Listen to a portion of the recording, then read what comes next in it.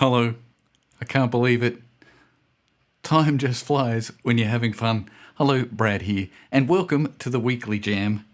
And we even have, we've got the lower thirds back, and a special shout out to a new, is it that way or that way? Special shout out to our new, is that an upper third? I don't know. But up in that corner, I just found out that there's a Teachers for Yes graphic available on the web. And Al and I had the pleasure, Al's my wife, had the pleasure of going to vote early. We never do that. I've got a gig on Saturday, so we went to vote early last Saturday. And just in case you were wondering, yes, I'm a teacher, I'm for yes. Just wanted you to know because I've never been political. But this is a once-in-a-generation opportunity to vote in a referendum. Holy smokes. So I did. And I want to tell my grandchildren that I voted yes. So there you go. That's the first piece of business for today. Wanted to get that out there. I did tell you a few episodes back that Al and Dr. James Humberstone, FRSA, and I did that amazing Yes Walk in Sydney. That was a life highlight. Really cool. Packed show. Holy moly. Packed show. So I need to get rid of that lower third so I can press this button. Ready? Press this button. Am I ready is the question. Here we go.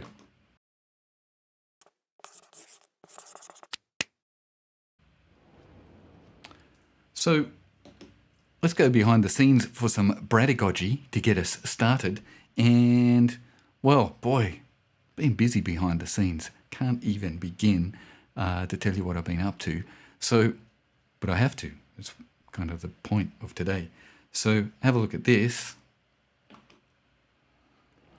This is the Substack behind the scenes.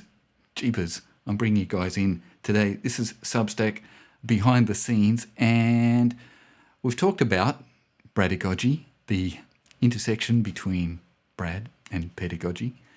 And so I want to move on, and I have. So we've got three, pretty exciting, we've got 3 podcasts in the can.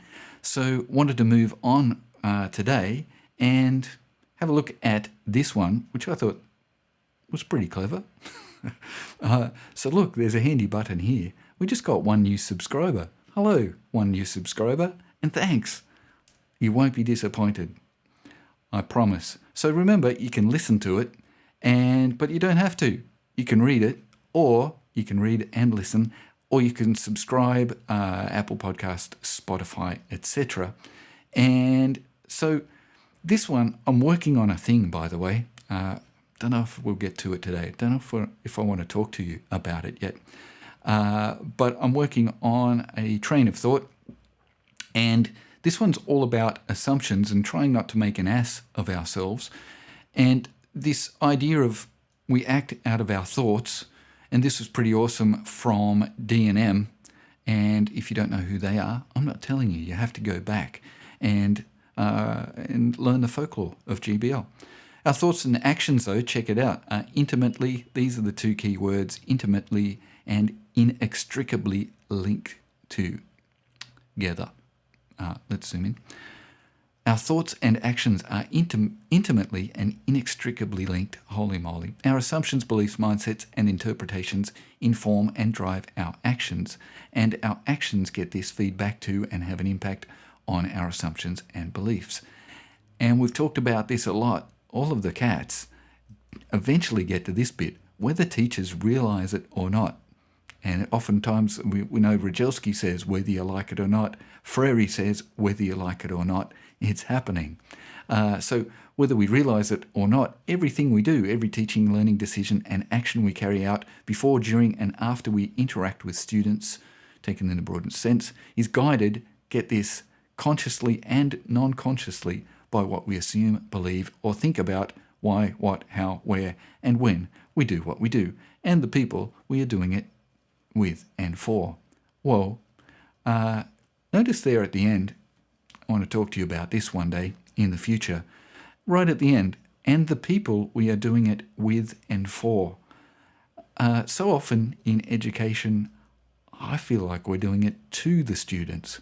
So notice that Elliott and Silverman just assumed, there's an assumption by Elliott and Silverman, that we have an understanding that education, music education, is something we're doing with and for our students rather than something we do to our students. That is part of the GBL way, and just in case. So have a think about that if you haven't thought about that very much. I get bowled over by it all the time when I talk to all sorts of teachers around the place, and I get a sense that music education for them is something that they, well, actually, I talk to lots of educators. Music education is something we do to the students for their own good, whether they like it or not, rather than doing it with and for. So Elliott and Silverman, D&M, have made an assumption about what we think teaching is. This passage didn't just change my teaching, by the way, it changed my life.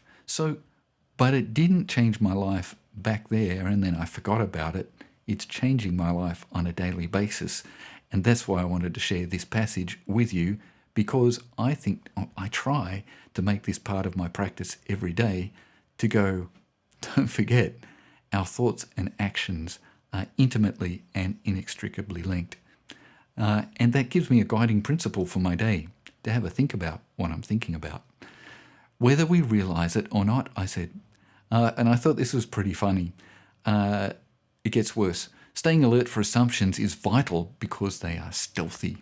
They sink into our minds subconsciously during conversations while we're scanning blogs. Tee-hee. How funny is that? And Facebook. And when we read poorly researched books and articles, whoa, they sink in. And so on the podcast, I made a joke about, please make sure you don't scan this blog. I don't want any trouble. Okay, so yes, it's okay. And also, it's okay, I've researched the heck out of this article. Just don't scan it. This is pretty cool from Oscar Wilde.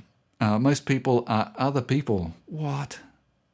Their thoughts are someone else's opinions. Their lives a mimicry. Their passions a quotation. So, who are you as a music educator? Are you you? Are you, or are you a tapestry? A tapestry of other people's thoughts and opinions about what music education is and who you should be. Whoa. It would be nice to be other people at times, I think. Good. So we all have beliefs and assumptions. They're stealthy. We have to be continuously on guard. They sneak their way in. We can't just outsource our beliefs. And in rabbit season, duck season, I said that our whole operation, yes, it's funny how I speak like I write. I wrote this. Essentially contested concepts. If you keep digging down, you will find that nobody actually agrees on anything at the core of what we're doing. The experts don't agree. So it's up to us to uncover our beliefs and assumptions about education. But before you decide to pick a side, let's hear from the heaviest cat. I don't have my sound effect. I should get that on file. Thomas A. Rijelski. Holy moly, Thomas A., if you're watching, I love you. Yes, let's hang. And this sets us up. It ultimately goes back to the question that I think about all the time. What of all that could be taught is most worth teaching? And some of the answer is, what of all that should be taught can I teach well and effectively? When I pose that question, I immediately slide into, well, to answer it, you're doing philosophy. So this is where our phrase sliding into philosophy comes from. And again, check it out. I don't care whether you like it or not, but you're doing philosophy. When you're doing philosophy, then you've got some rules to go by. You can't just say whatever you think, you want, or you believe. You've got some rules to go by, like you need to know what's already been said on a topic. Like it or not, we're doing philosophy. Okay, so it's doing philosophy. So there's love us to think about this week. What of all that could be taught is most worth teaching? What of all the music and all the things about music and about life is most worth teaching? That's big. But then of that, what of all that should be taught can I teach well and effectively? Now we're starting to get a subset. We can look at the syllabus this way. Of all that could be taught in the syllabus, and it's all worth teaching, right? It's amazing. What can I teach well and effectively? And then we'll talk about more, because this is just half of the, maybe not even half. I'm just me, and there are people, remember, that I'm teaching with and for. So we're sliding into philosophy. We're thinking of, that'd be a great thing for us to think about. I think about it all the time. It also suggests, right, what of all that could be taught is most worth teaching? So there's a value judgment there, which means we need to slide into philosophy. What can I teach well and effectively at the moment? But what if I could teach, what if I could expand that circle of what I can teach? And then what I can teach well, and then what I can teach well and effectively. And that's reflective practice. That's us going out into the world and checking out what's out there in music and learning about it. And it's also about us going out and learning about pedagogy and getting better at that as well. So we continue to think about of all that could be taught, what's worth teaching, and then what can I teach well and effectively, and then hopefully eventually, by the time we're finished teaching, ready to retire, those two circles are pretty much the same thing. Wouldn't that be cool? All right, there's a life's work right there. So you've got some rules. So, this is why we talk about the cats. You need to know what's already been said on a topic. And I'd really love it if you could have a look at Thomas A. Rogelski. He made a beautiful video, and he said that at 49 minutes and 21 in. So it's doing philosophy, that's an action, and everything we do in GBL is active. It's an action, philosophy as a verb. So we're continuing, we're staying alert, we're uncovering we continue to uncover and question our beliefs and assumptions because they feed back and have an impact. So continuous, ongoing, circular, or recursive, that's a really important word for gig-based learners, recursive. It comes around. So we do something happens, we think about it, we moderate it, and we go around again. And then there's some rules to go by, is all about the cats of education. So the cats of education have set us up and said, we had a crack at this, and this is how far we've got. So rather than starting from scratch and from our own beliefs and opinions and stuff we heard on the street, we need to know about what the cats say. And that's part of the GBL community call to arms is we're here learning about what the cats have said. And that's why we have a Cats of Music Education blog series and a podcast all about them. Okay, so focus on processes of teaching, build a professional community of practice. That's this. Teachers experience the time and encouragement. You got this. Work together. So we're not going to uncover this. It turns out that people are really bad at uncovering our own blind spots. I need your help. Can you help me, please? I'm going to tell you everything I'm thinking about. I'd love you to tell me the same. And let's find out where our blind spots are. So I'm sharing Bradygodji with you. He says, this is Frary, we must have a clear and lucid grasp. Whoa. Which implies a theory, here we go again, whether we wish to or not. All right. See what the cats, whether we wish to, we don't have a choice in this. We're doing it whether we like it or not. And we're either doing it ineffectively and unconsciously, or we're doing it consciously, and which implies, so we've got a theory whether we like it or not. And it's either a good theory informed by the cats, which we're recursively coming back to, or it's not. And that's a problem. There's no dichotomy. There's no separation between theory and practice. They're the same thing. Practice acquires a new significance when it's illustrated by a theory. Whoa. And so you'll hear me talk about that a lot. Practice illustrated by a theory. Okay, so it's not an either or. Gig-based learning is action illustrated by theory.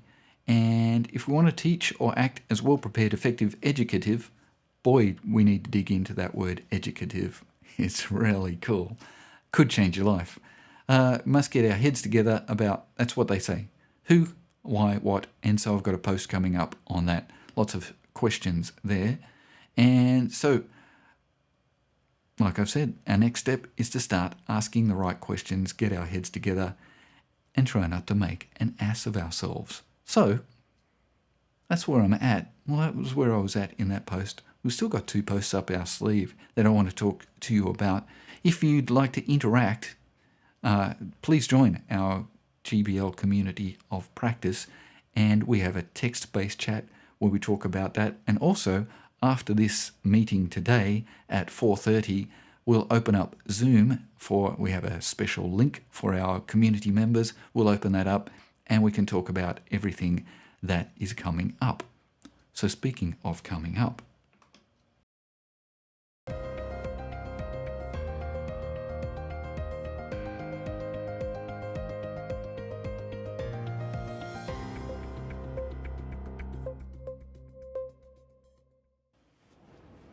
so some pretty, maybe a little bit narcissistic news this week. The news is all about us.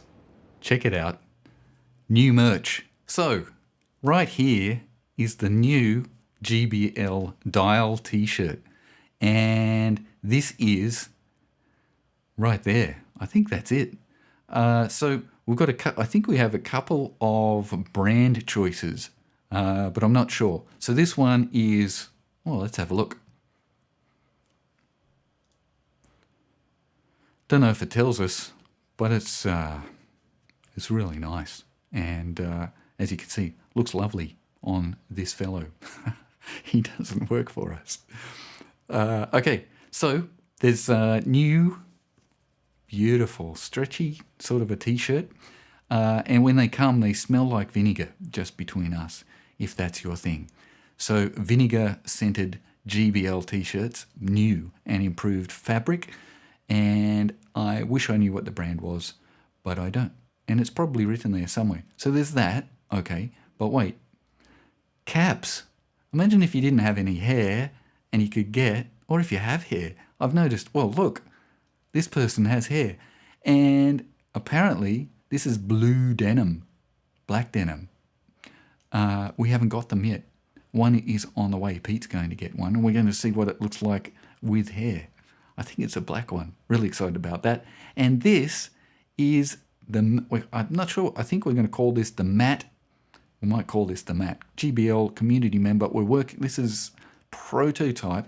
We're working with GBL community member Matt to come up with his signature hoodie. Matt was saying that it gets a bit cold out his way. So Matt, we're just waiting on logo positioning, size, etc. And once we've signed off on that, I think you could buy it right now, but I wouldn't till Matt's run his eye over it and his measuring stick. Also, really waiting. Pete and I ordered these a while ago, and can't wait because it's coffee time. And we thought it'd be really cool to have coffee time with you all with the GBL mug. And so it's got the logo on the front. And then I quite like this bit. I'm with the band. Gee, I used to say that a lot back in the day. I'm with the band. I think you can pay extra money and get that printed on the bottom so you reveal things to people in the staff room. We're low in stock because that's a setting just between us. I think that's a setting that you can use to make people feel like they've got to get in and buy something. We are making no money from this.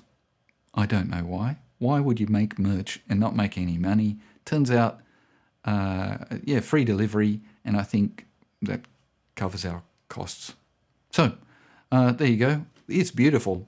And hooray. And it smells like, I wonder. It'd be interesting to see what they all smell. It'd be interesting to see what they all smell like. Okay, so that was news number 1. But just when you thought, gee, that's a lot of news to take in. Boy, we've been busy. This is our Descript drive, and we are just about to release our new GBL for, whoa, we don't really know what to call it, because every time we settle, we think, does anyone know what that means? So I think we're calling it, yes, GBL for New South Wales Music 1. And we've recorded, look at this, a squillion gigabytes worth of course. Then we've got another course ready to go called HSC EDM.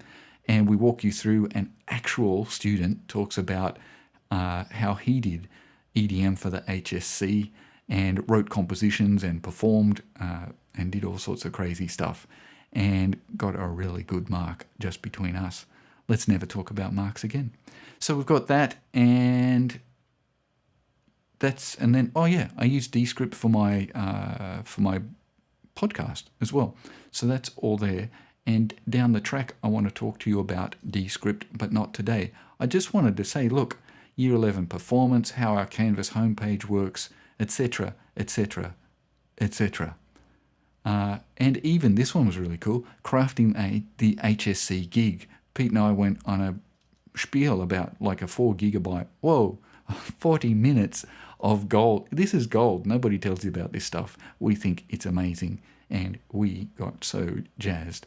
The other thing that I did as part of this course is there's 30 minutes on GBL culture. This isn't rambling, by the way. This is tight as. And, whoa, I read the whole syllabus as if I cared.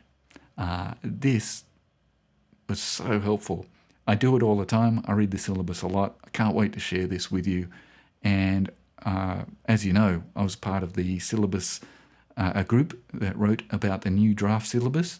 And I read the syllabus all the time. And doing this, I found some new stuff. It's amazing. So there you go. That's 2 pieces of news. There's merch. There are courses coming. And it's all part of the GBL community and available for you. So why wouldn't you join up? Don't answer that. I'm used to getting lots of emails from students with good reasons why they shouldn't do stuff. Okay, so that was GBL news, a little bit self-centered, but wanted to let you know. So excited about these t-shirts and the hats and the mugs, etc.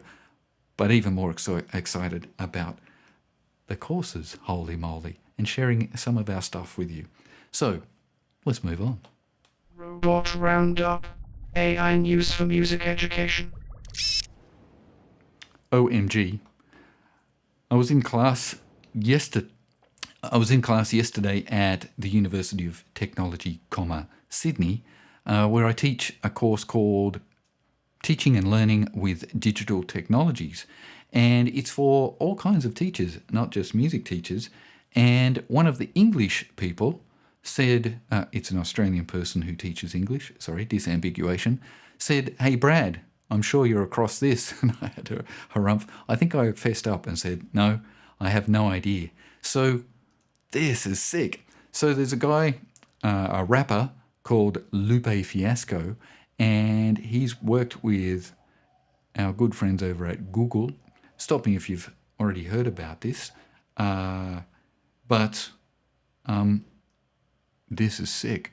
I just glanced down at the comments, by the way. We'll have a look at those shortly. Thanks for commenting.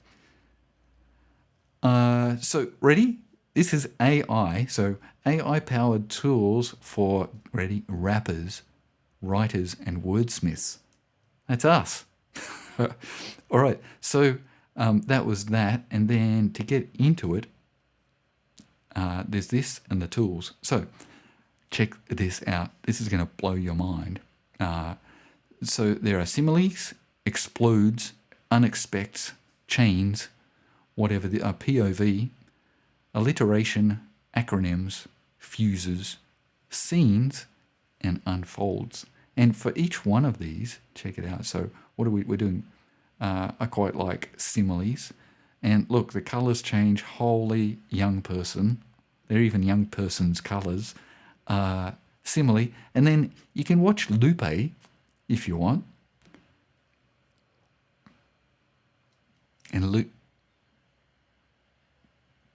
you see, I can't say yo what up, So isn't it cool to have Lupe to say, yo, what up, and help the young people with their similes?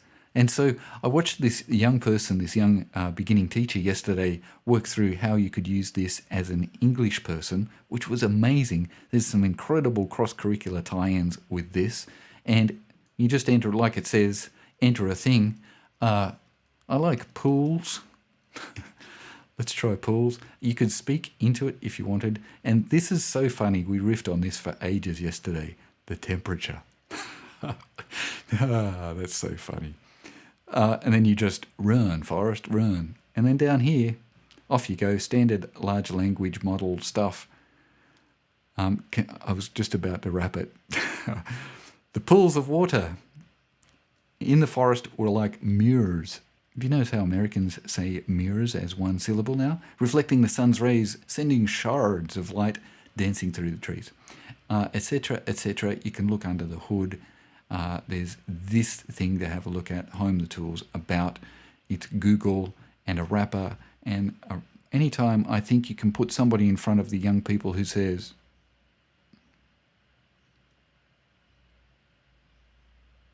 that's going to be it. All right, so there it is. Text effects with google.com. Check it out. And that could just, so much fun. So much fun. Shout out to community members who, not sure what I want to tell you about. We've got some community members that are doing an exciting rap project as we speak. But I might get them to talk about it with us shortly. All right. So that was, I think that'll do for, I've got plenty more to talk about. There's a lot of stuff going on in AI, right? But I think that'll do. Get onto it. It's going to be so much fun. You'll love it. And again, it's all about fun, engaging, young people, colours, and it's not starting from a blank page, right? Isn't that exciting when you're not just help the young people? I don't know how to do it. Click this button, have a crack, and then start doing what view all. Start doing what people have done since the beginning of time. Try stuff out. Find things. Use your judgment. Use your artistic judgment. Feel it in your stomach. Feel it in your heart and other places and go, yes, the pools of water were like silver mirrors. That's the one. Oh, yeah, but I really like this. Like slow-moving ships. That rhymes with. And off we go. Okay, so there you go.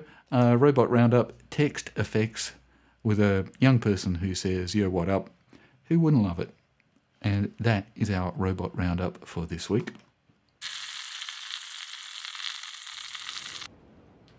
And just a couple of hot links.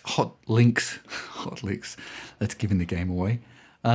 Did you know that Canva has just solved everything? Canva is now doing our job for us and bringing learning to life. There's an education library, and I'd imagine that if you are a teacher, you have access to all of this for free, and they've got a thing now called Magic Studio.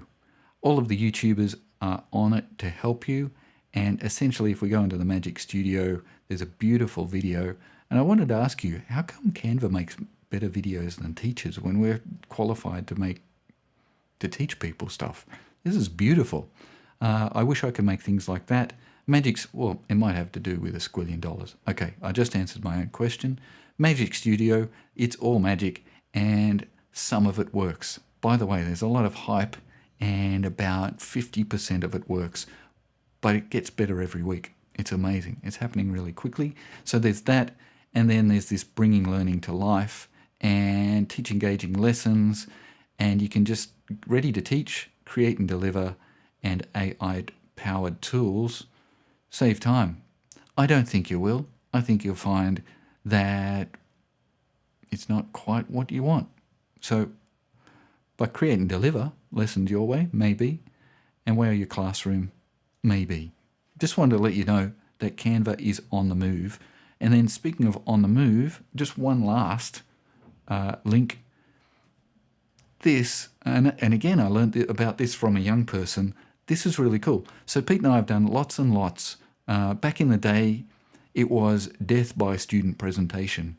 And we'd say, okay, let's have a thing where students teach each other about the thing, and everyone would go, ugh. So then we morphed into documentary filmmaking, and every band would make a documentary film. And this, I think, is really exciting because check it out. It just does what it says. And here's a person here practicing her public speaking. And then it's usually says, and it takes a lot of pressure off people saying, you said 24,000 times. So she talked, her eye contact, she had pacing, and she used filler words. And so the young people are excited about this. It's a Udly, app.udly.ai, and this could be really cool for helping your students to have some confidence to woodshed, right? For me, this feels like an AI assisted woodshed for public speaking, and all of those things are critically important, right? In 2023, just as they were back in the day.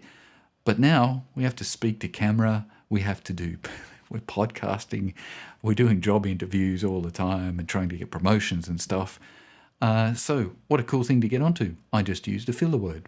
It was very interesting to watch the young person present this about speaking publicly well, and how anxious that made us all, and aware of what we were doing and how long it was taking us to do it. So that's that. And, well, so that brings us to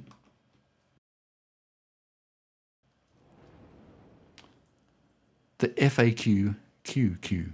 So as we've been speaking, couldn't help but notice that we've had some comments come in, and let's catch up, and then I'll meet you in Zoom in a moment. Sorry to keep you. And so thanks to everybody. Let me just see. Yes, the pool temperature. Okay. I think I'll practice that next week when Pete's back, putting comments up on the screen and such. But for now, thanks. And if you've got time, love to see you on Zoom. And boy, that's a busy week. Can't wait to share the next couple of blog posts.